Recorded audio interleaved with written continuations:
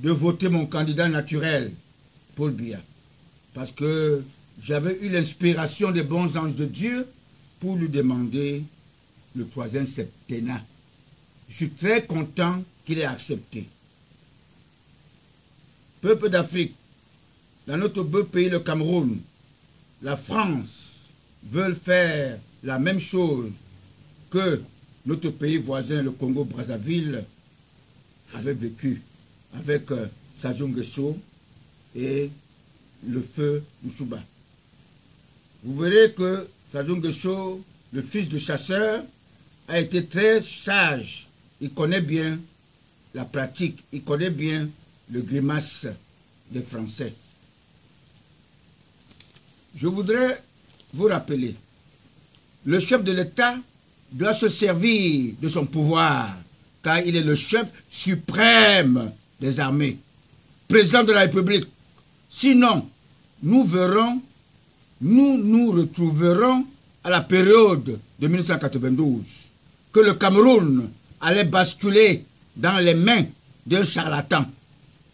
Je voulais attirer l'attention de tous nos nationalistes panafricains, même ceux de la diaspora, tous les opportunistes politiciens qui entourent mon candidat naturel sont les fils adoptifs du docteur Louis-Paul Ojola, le parrain de notre tout premier chef de l'État, Amadou Ahidjo.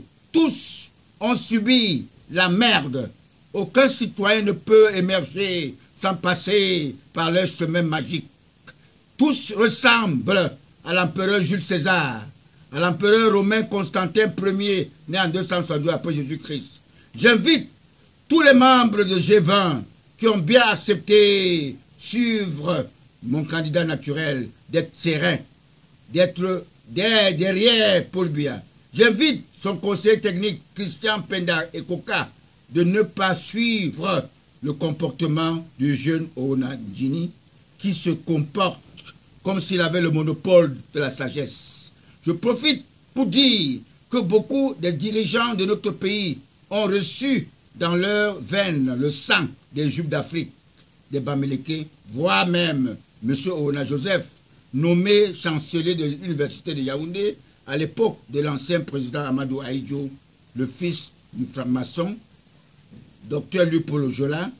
Il avait bâti le mur de l'université de Yaoundé avec la complicité de Foukou Mbamileke. Je peux vous dire que l'homme franc-maçon ne fait rien pour rien. Il est toujours cruel, prêt à verser le sang.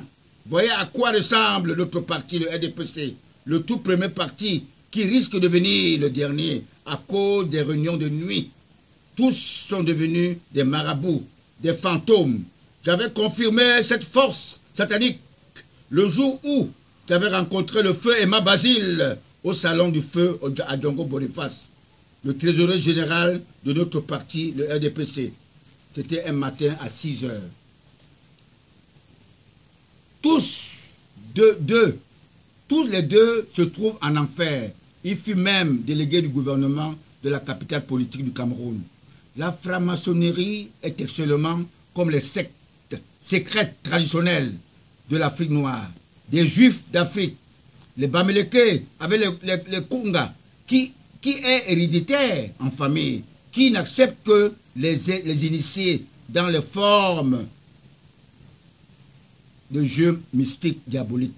Ils disent qu'ils protègent leur territoire. Je me demande comment se fait-il que les Occidentaux ont pu s'en accaparer de nos traditions ancestrales alors qu'elles sont très secrètes. Je résume que la franc-maçonnerie est réservée aux peureux, à ceux qui aiment la facilité, vivent heureux et mourir jeunes pour se rendre en enfer.